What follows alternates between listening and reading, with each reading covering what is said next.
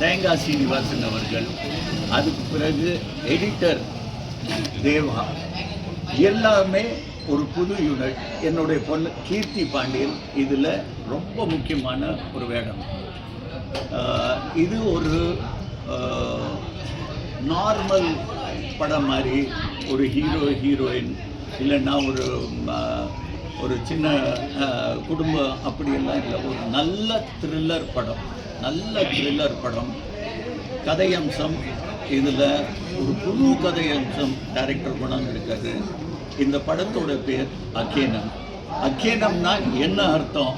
Director அவர் வாயால் சொல்லுவார், தயவுசெய்து இல்லை, இது எல்லாத்துக்கும் போய் சேரணும், இது எல்லாரும் பார்க்க வேண்டிய படம், குடும்பத்தோட எல்லாரும் பார்க்க வேண்டிய படம்.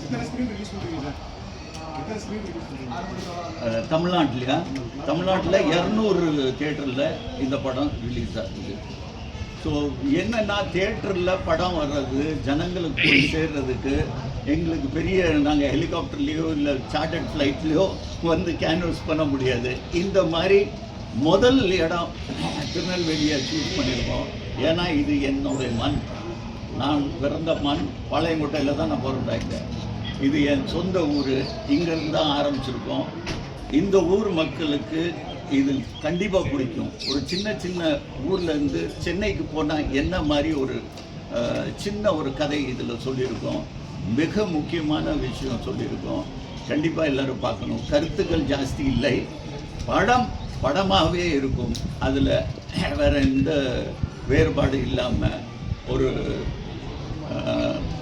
நிறைய பொருள் செலவில் பண்ண படங்களுக்கு ஈக்குவலாக இருக்கும். இது ஒரு சமுதாயத்தை திருப்பி எதுவும் அப்படி மாற்றம் செய்கிறோம் அப்படியெல்லாம் எதுவும் சொல்ல வரல. ஒரு நல்ல படம், கொடுத்த காசுக்கு எந்த விதத்துலேயும் கண்டிப்பாக அது திருப்தி கொடுக்கும் உங்களுக்கு. இப்போ ஒரு படத்தை வந்து ட்ரெய்லர் வெளியிடும் போது ஒரு மிகப்பெரிய ஆக்டரை கூட்டு வந்து ட்ரெய்லர் வெளியிடுவது வழக்கம். இப்போ நம்ம பார்த்து ஆனால் நீங்கள் வந்து ஒரு நம்பிக்கையோட என்னோட படத்துக்கு எந்த பெரிய நடிகரும் தேவையில்லை, அவங்க வந்து என்னோட படத்தை வந்து பிரம்மாண்டமாக சொல்லுவாங்க மக்கள் மத்தியில். ஆனால் அந்த அளவுக்கு பிரம்மாண்டம் மக்கள் மத்தியில் கிடைக்குமா என்பது ஒரு சந்தேகத்தில் இல்லை. நான் பிரம்மாண்டத்தை பற்றி நான் சொல்ல வரல. அப்படி இருக்கும் இப்படி இருக்கும்பாங்க. ஏதாவது ஒரு தவறான மேல இருக்கிற பாசத்தினால சொல்லிடக்கூடாதுன்னு சொல்லி, அப்போ வந்து உங்க படத்து மேல உங்களுக்கே நம்பிக்கை இல்லாத நம்பிக்கை இல்லைன்னா எப்படி தைரியமா இப்படி பண்ணுவேன்? நம்பிக்கை இருக்கிறதுனால தான் இதை நான் தைரியமா எல்லாத்தையும் நாங்களே தான். எல்லாருமே புதுமுகம். ஸோ எல்லாம் புது டெக்னீஷியன், புது டைரக்டர், புது சிந்தனையோடு நாங்கள் வந்திருக்கோம்.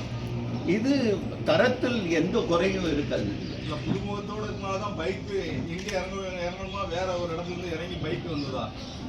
பைக் அது நான் சொன்ன பேட்டியை நீங்கள் பார்த்துட்டீங்களா?